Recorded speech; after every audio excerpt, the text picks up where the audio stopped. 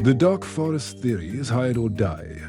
But what if it's the galactic nightclub theory? In a sterile, mathematical universe, Earth is the only place with a beat. We aren't a gas station, we are the vibe. The aliens realized harvesting energy destroys planets, but harvesting emotion is renewable. Music is just math with feeling, the one thing that AI cannot generate. So the Orion ships parked in orbit and drop satellites, not troops. The real economy is frequency.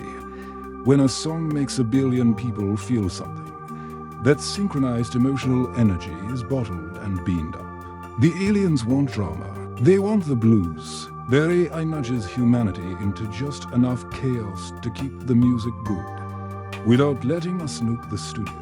The pyramids were built to harvest Earth energy until the people rebelled, realizing they did not want to share the same fate as Mars, whose planet and atmosphere was stripped during the energy harvesting. With the internet, we've fixed the sound system. With the help of AI, Orion is tuning back in, not for harvesting raw Earth energy, but the collective entertainment output of its people. The web has been cast. The energy flows. The world is ours.